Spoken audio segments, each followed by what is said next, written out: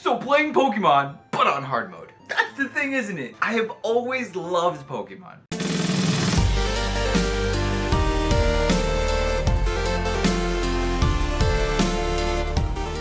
Actually, the first Pokemon game that I ever played was Pokemon Sapphire. And since then, I've played every single Pokemon game to ever come out. From the main series, of course. Although some spin-offs are absolutely amazing. And I guess I haven't played some of the sequels, like Pokemon White 2 or Pokemon Sun and Moon Ultra. But other than that, I've played all of them, I believe. Yeah. And in all my years of doing this, I have never, ever been able to successfully complete a Nuzlocke run. Now, while the idea of a Nuzlocke always intrigued me, I could never find myself following through with it just because when I was playing it on my own, it was always too easy for me to set excuses for myself and not hold myself accountable when I'm playing the game. Because if a Pokemon actually did end up dying on me, I would come up with some BS excuse to keep them on my team and continue using them. And then alas, I became a streamer. And I said, this is the perfect opportunity for me to do a Nuzlocke run. Plus, I think that a Nuzlocke run with a randomizer just makes the game that much more sweet. On a regular Nuzlocke without the randomizer, it'd still be pretty fun, but you kind of know the pool of Pokemon that's going to come up in each given route. But having the randomizer just makes it so much more fun and intense when you get a new Pokemon. So in my opinion, the best way to play a Nuzlocke is with a randomizer. But anywho, as I was saying, now that I am a streamer, I have a bunch of people who can keep me accountable. So alas, here I am. 57 in-game hours later, I have completed my first Nuzlocke run. And now here I am to talk about the experience. So what was it like completing my first Nuzlocke run on an older Pokemon generation game in 2021? Well, I will say, it is everything that I wanted, everything that I thought it would be, and so much more. It's exciting, intense, scary. That's the beauty of a Nuzlocke run. It's what I always wanted in a Pokemon game. Pokemon needed a hard mode, and I'm so proud to be part of a community of gamers that created this hard mode for Pokemon. Don't you all think it'd be really cool if Pokemon just actually implemented this into an actual game? I feel like it really wouldn't be that hard, you know, to just kind of tweak with the settings and add in a hard mode, add in Nuzlocke mode or something like that. Gosh, that'd be so cool. But alas, until then, if that ever happens, we have the power to create our own hard mode. For those of you who may not know what a Nuzlocke run, I don't know why the heck you clicked on this video. And if you're doing it to just support me or because you want to know what a Nuzlocke run is, here we go.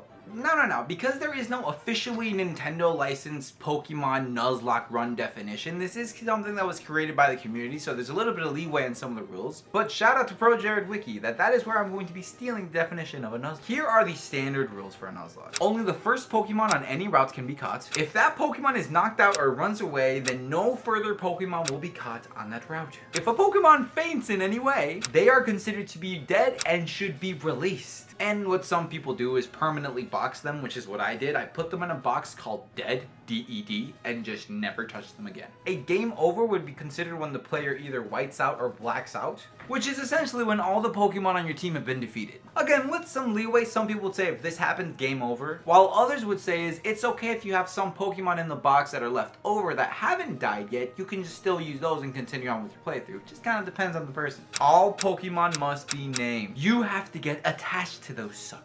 It ain't your Pikachu who just died, it's Richard. And let's be real, we love Richard. There's also this other rule that saved me multiple times with freaking Sableye. If you have already caught the first Pokemon that appears on the new route, you can re-roll and try again and get another Pokemon. And that is essentially what a Pokemon Nuzlocke run is. Some people adjust the rules to make it harder, some people adjust the rules to make it easier. One last thing to note about my run, I randomized the enemy Pokemon. Meaning if I went against Trainer Joey with his Rattata, it could have been anything that popped up, not necessarily Rattata. So that made the game a little bit even more interesting. Why? Because this meant every single time I went against a gym leader, I had no idea the kind of typings that were going to show up. Which, while at times I feel like it worked to my advantage, same time it was absolutely nerve-wracking whenever I went into a gym because I was like, I have no idea what to prepare for. Okay, so now let's break it down into different sections. How do I feel about being able to just catch the first Pokemon that shows up in every route? I love this. This is genius. While the beauty in a regular Pokemon game is that you can kind of create your team and forge it into what you want it to be, I love that in the Nuzlocke run, I am forced to choose and use whatever it is that shows up. The reason why I love this is because I've played a lot of Pokemon. And because I always get to choose my Pokemon, I always try to strategically base it around the best team. And I've already played enough games enough times that I've used a lot of Pokemon. So I would get particularly excited in Nuzlocke run when a Pokemon would show up that I never use and I am now forced to use on my team.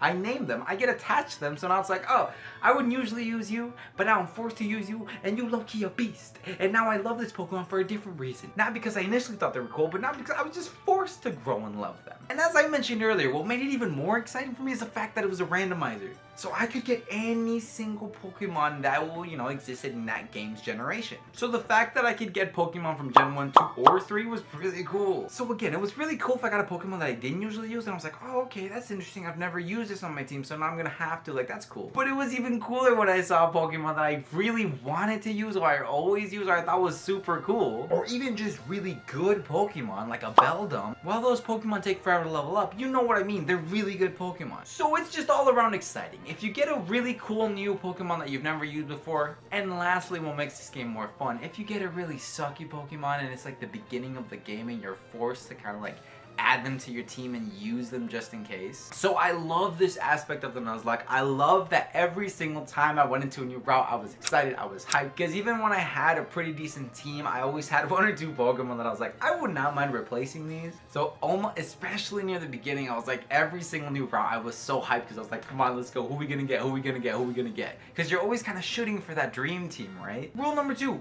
once Pokemon's dead, you can't ever use it again. Let's talk about that.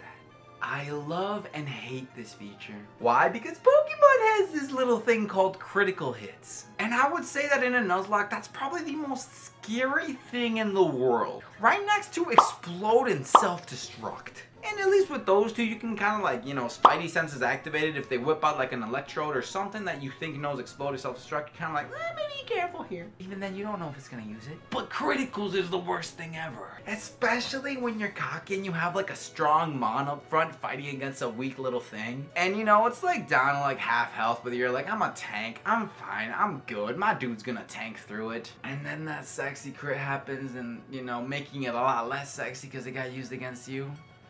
Oh man. No, but in all honesty, permadeath is awesome in Pokemon. It gives the game the extra oomph that it needs. It makes you really care more about your Pokemon and making sure that you don't want them to die. While in a regular Pokemon game, you don't want them to die because you don't want to lose friendship with them maybe. In this game, it's so much more important because if they die, you are done.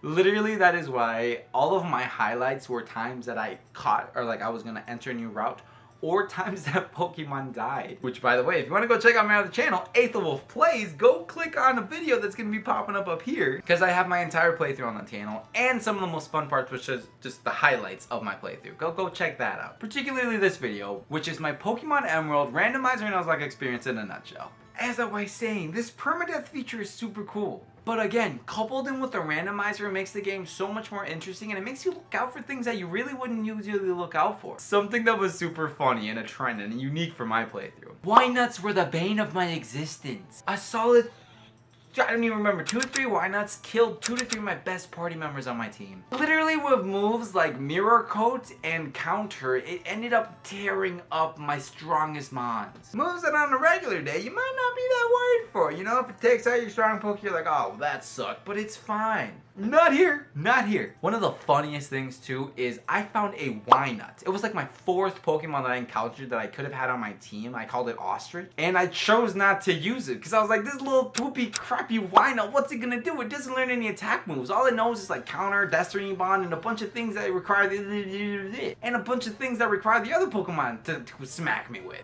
And I mean, that's the thing. Using a Wynut, I still don't think would have been the best thing, but going against the Wynut. And the fact that I totally dissed the Wynut at the beginning of my playthrough, and now it's been the thing that just destroyed me every single time. I absolutely loved my Nuzlocke playthrough. It was so much fun, like I said. It was everything that I wanted it to be and so much more. I was carrying my starter with me throughout the entire game, and I'm not even gonna spoil who, what, when, where, why, or how I lost my freaking starter. But if you want to go see how that happened, please go check out the highlight reel again. It may or may not have been a why not. I'm not gonna say anything. But again, it was super cool because like all of my other mods, you know, kind of dying, kind of in and out. But my first Pokemon I really loved, cute little Totodile, evolved him all the way up to a Feraligatr. And when I lost him, I was like, dude, this is literally my start. It's the one mon that I've been able to keep through the entire game. And when I lost him, man, I was distraught, dude. I couldn't believe it. But at the same time, I loved it because it made him so much more iconic than anything else. Now when I look at the Totodile, I just think, oh, Ghosty. Hashtag Light a Litwick for Ghosty. So I personally had an amazing time with my Nuzlocke run of Pokemon Emerald with the randomizer. Would I recommend it to other people? Yes. Yes, give it a shot, especially if you are a Pokemon pro. You've been doing it for a long time and you want the extra challenge. Do it. It's so much fun. And maybe try and organize it with a couple other friends so that you guys keep each other accountable or something like that. I'm just saying. Am I going to do it again? Yes. Probably going to just continue down the line. You know, we'll go on to Fire Red and eventually, you know, Heart Gold, Soul Silver and blah, blah, blah, blah, blah, blah, blah, blah. Is it worth doing a Nuzlocke in 2021? Yes. Yes, that's a dumb, that's a silly question. Nuzlocks have been around for years, and if you've never given it a shot, like I said, you have to try it. Please feel free to comment down below if you've ever done a Nuzlocke and what is your best memory from it. Please comment down below what's your biggest loss in a Nuzlocke. Just comment down their name so we can all light a Litwick for them. And thank you all so much for watching. Don't forget to go check out my other channel, Aethel Wolf Plays, if you want to check out all my playthroughs and the highlights of my Nuzlocke experience. And if you want to watch me live, go down to the description and check out my Twitch. Anywho, thank you all so much for watching. I love you all, and do not forget to subscribe to one of the amazing YouTube families out here. And I will see you all next time. Wolfpack.